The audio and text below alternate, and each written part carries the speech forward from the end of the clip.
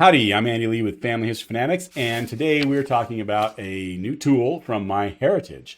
Now, MyHeritage announced this tool at RootsTech this year. I'm going to go over a little bit about what it is and how it works.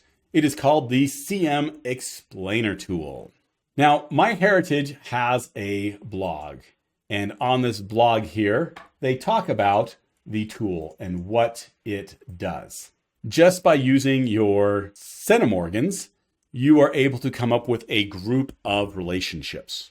And if you take some other bits of information, like the age of yourself and the age of the match, you can narrow down that group of relationships because there's some things that are just not likely. For instance, if we're talking about the example they show right here, let me zoom this in just a bit.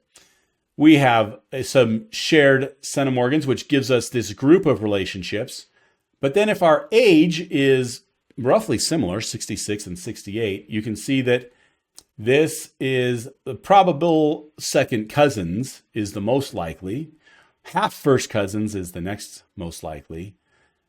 And these are within the same generation. In other words, if we mapped out a tree, these would fall in the same line, which makes sense because they're the same age. Now, once we get to the next group, you see parents' first cousin. Oh, well, that's actually a generation difference between these two, which is still possible because not everybody has their kids at the same age, but it becomes less likely. And also then the first cousin child, and then there might be others that are even less likely than that. So in their blog here, and there's a link in the description below, it talks about how this is done. So we know already from other tools that the 350 centimorgans tells us some group of relationships that it could be. What MyHeritage has done is they have gone and used a lot of family trees with parents and children and grandparents and aunts and uncles and all that. And from that, gathered together a lot of this data as far as the probability of relationships based on the age difference. And so you can see here, full siblings. Well, if you are at roughly 0, in other words, you are born the same day, well, there's really only about a 2% chance that that is likely. Well, that makes sense because you have twins. Twins are born the same day. They have no age difference between them. From there, it goes up dramatically. And then after about 10 years, either way, it drops off. So for instance, when you think about most women in their childbearing years, there's about a 20-year time frame when they might have children. And it actually is interesting with this 20-year gap here. My wife's mother is the middle of 3. And her older sister's like 6 years older than her, and her younger sister's 13 years younger than her. So they've had a spread of 20 years with that, with 3 kids. My grandma, on the other hand, she had 8 kids. The first one was in 1943, and the last one would have been in 67, I want to say, 1967. So quite a big gap, but still it's just 24 years for all those 8 kids. And so you can see, yeah, when you get out to 20 years, it's almost 0. And by the time you're at 30 to 30, you're talking a 60-year gap. It is very, very, very close to 0 between full siblings. Now, the parents of a child, you can see that it starts at around 15-ish, but it doesn't really start going up until you get to about 18. And then it skyrockets up into the late 20s. And by 40, it's tapered off. And 50 to 60 is when you're approaching 0 again, which makes perfect sense. So their data that they've gathered for this, just looking at it from a logical standpoint, makes perfect sense. So it's looking like their data that they used for these age probabilities is really good. And again, you can go through and read more about this. So let's go and let's take a look at an example of this explainer tool. Now you're going to see this automatically in MyHeritage in your matches. I'm going to use one of my aunts right here. Now you notice I said one of my aunts, but the first thing you see if you're looking is, hey, this is saying it's a half sister, not an aunt as far as a probable relationship. And this goes back to what we just talked about as far as those age probabilities. This doesn't say your definite relationship. This just says the probable relationship. As I go down, I can see, hey, here's the possible relationships. A half sister, this is a 68% probability because of my age and her age. Now, it turns out that we're only like 10 years apart, which makes sense for that. All of my other aunts and uncles are older than her, in some cases by several years or a decade or more. And they all show up as aunts or uncles because of that. But because we are so close in age, it's possible that we are a higher probability of she being a half sister. You'll notice here that the other probability is aunt. And if you add up these two, it actually equals 100%. Now, this group would also include grandparents, but because of how close in age we are, there's no way we could be grandparent, grandchild, because there's only like 10 years difference between us. You can't have two generations within 10 years. Biologically, it's impossible. But if there were, I could click on this link and it would show more possibilities. But what this also shows is it shows the diagram of possibilities. So for here, I have a drawing of where a half relationship would fit on my tree. If you didn't know where that was, this is where it would be. I can come over here and I can click on full relationships and it would show that, hey, this is an aunt or uncle in this way. And if you have more relationships, it's entirely possible that you'll have multiple ones pointed out on here. And then I can also change this to all relationships, in which it's going to show both the half sibling and the aunt uncle. The other way I can look at this, and there's multiple ways to look at this same data here, is I can click on the show probabilities for most recent common ancestor. And you'll notice that it is a 68.8% for my parents, because that would be a half sibling. So that lines up. And a 31.2 for a uncle aunt, and that lines up because there's only one relationship probability between those two. So this is where it automatically works. Now, let me go back to the DNA tools, and I'll show you where you can use this even if you don't have any information on MyHeritage or you're trying to see it from another website. In the DNA tools, there is the CM explainer. We can click on explore, and it's going to ask for the amount of shared DNA. And so let me just put in 1650, and I'll put in my age, and I'll put in my aunt's age, and we will submit that. Now, again, you see here, hey, there's the most probable relationship is half sibling. And from here, it is basically the same stuff that I just showed you. Now, if I look at my other aunts and uncles, I have one that is 60. So let me just change that. You'll notice that age difference. All I did was change that age by 4 years. So I'm still only 14 years difference, but it's already identified this as an aunt or an uncle. And it recognizes that we can't be grandparent, grandchild because of this age difference. We have to be either half siblings or aunt, uncle. As I go up in my different aunts and uncles, you can see here, hey, it's solidifying around an aunt, uncle at this age difference, 46 to 68, because now we're talking 22 years of age difference. So to be half siblings, basically, my aunt or uncle would have to be the oldest of that half sibling, and I'd have to be the youngest of that half sibling. But I can go up because I have aunts and uncles that are even older than that. I'm thinking I'm 46 and I have an uncle that is 79, and we share roughly this amount of DNA. It is now at 100% aunt uncle. In other words, there is a big enough age gap here that we could not be half siblings from all the data that they've looked at. And there is still not enough age difference that we would be grandparent, grandchild from all of the data that they have looked at. Now, that doesn't mean that it's not a remote possibility, because we have 33 years of difference between us.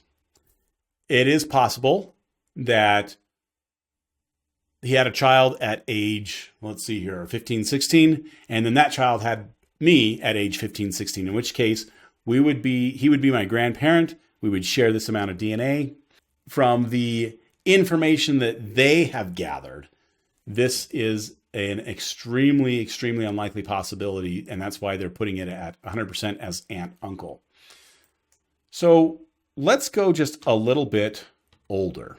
I went up a few more years to age 83. So now we've got a 37-year age difference between us.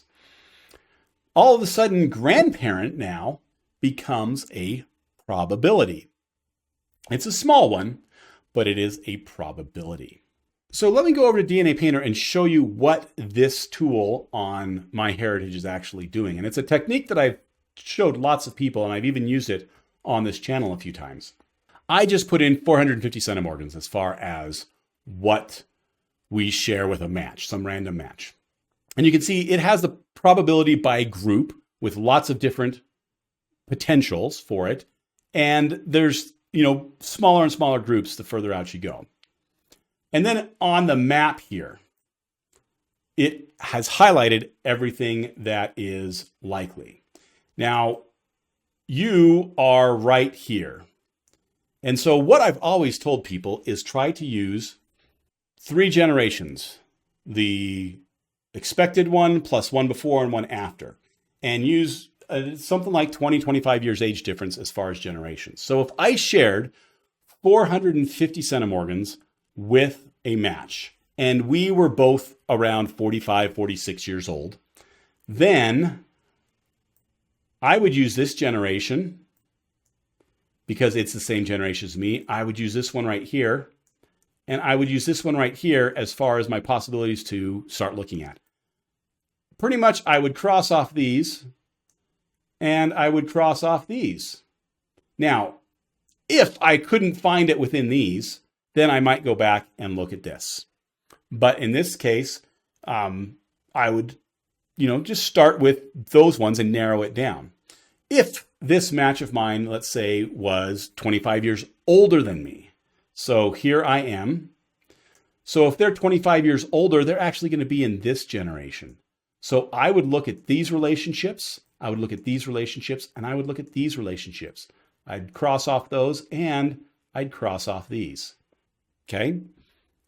Likewise, if they were 25 years younger than me, I start right here, and they're younger, so that means they're going to be in this range. So I would use these, and these, and I could cross off these, and I could cross off these right up here. So this is essentially what the CM Explainer tool is doing, just much more refined because it is looking at each one of these. Now, let's go back and let me change this now.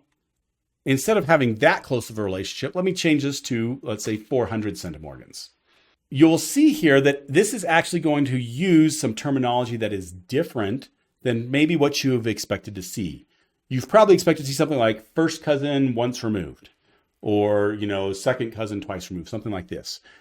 One of the improvements in their tool is that they're trying to use language that is more descriptive to the average person. So, a parent's first cousin. That's what this relationship is. Now, in genealogy terms, is there a name for this? A first cousin once removed? Yes, there is. But this is a parent's first cousin. You can see on this relationship, this has more. It doesn't just have the 2, but it's 89% that it's this parent's first cousin, 3.9% that it's a parent's half first cousin, and then on down the line. And as we look at the table, I'm going to show all the relationships. You can see where each one of the relationships fit.